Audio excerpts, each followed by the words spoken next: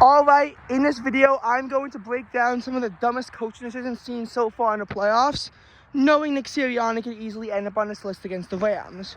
So these are bad coaching decisions that coaches made during the playoffs. Can't show it to you on my computer because I'll have to do a final snowfall prediction at some point, but just a video I thought I would make to highlight bad coaching decisions made during games.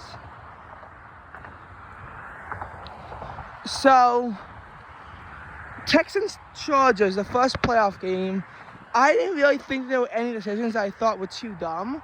I didn't like how the Chargers handled the end of the first half. I don't think it was outright dumb. I just thought it was questionable. The way that they handled it was they threw the ball 3 times and had 3 incompletions, punting the ball back to the Texans, with the Texans having all 3 timeouts before the half, allowing the Texans to extend their lead to 10-6 before the halftime break. Personally, I think you should have run the ball at least once, maybe twice, force the Texans to burn some timeouts so they can't use the middle of the field when they get the ball back, because this was just a really questionable strategy. Again, the Texans had all 3 timeouts and you were trailing, so I get that you were trying to move fast and score, but at the very least, maybe run the ball on 3rd down or run it on 1st, something like that. Just run the ball at least once in that stretch. As for the Steelers-Ravens game, Mike Tomlin had made a cowardly decision to punt on 4th and inches at his own 29-yard line, down 7-0 when his defense was gassed and when you only needed an inch.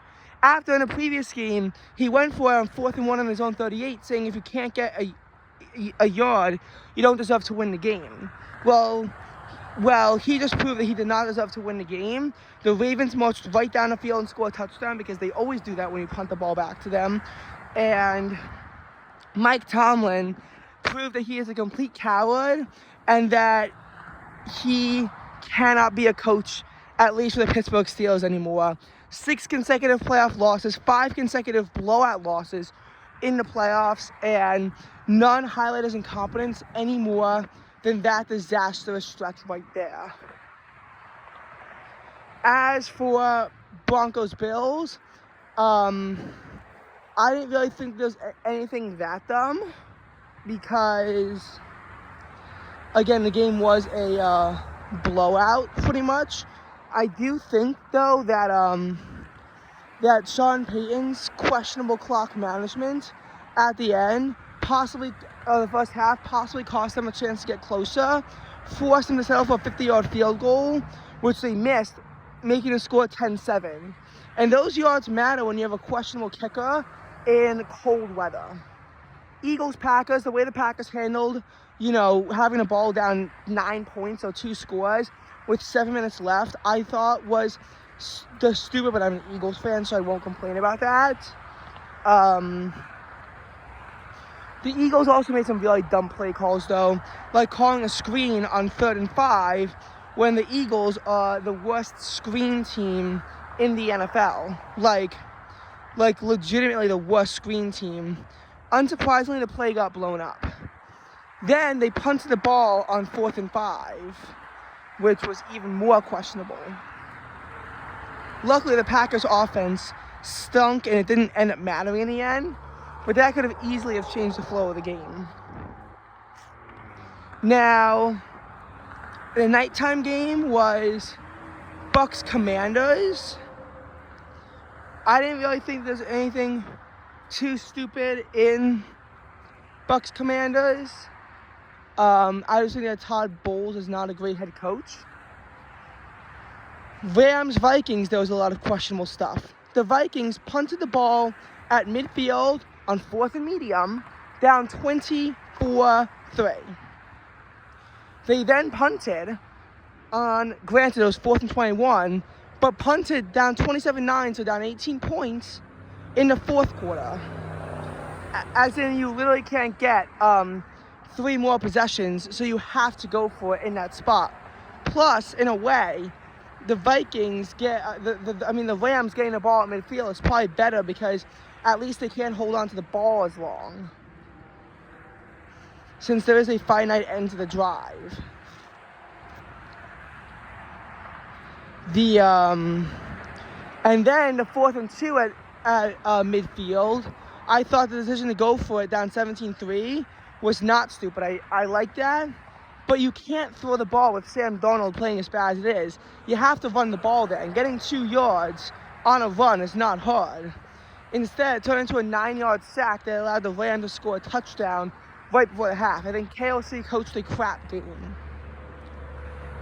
And then so far in the divisional round, D'Amico Ryans coached a horrible game against the Chiefs. Granted, the refs were on the Chiefs' side, so I don't think that helped.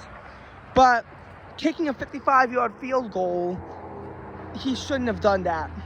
You either punt the ball away and hope you get a good punt, or you go for it.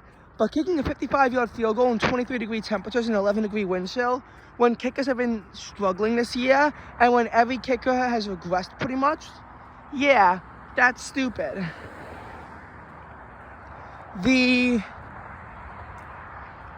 What's it called?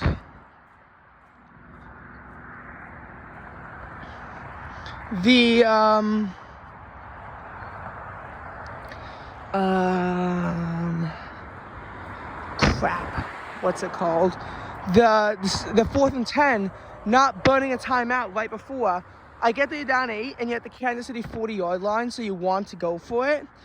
But it resulted in a 16-yard sack that really just changed the complexion of the game. You have to burn a timeout there if you see the play clock is winding down. Or alternatively, you could take a delay of game in that spot, back up 5 yards, and then punt the ball. Granted, if you punt the ball, then you're conceding a drive, but you have to make up your mind. You can't not burn a timeout and still expect to go for it, because that was a disaster class.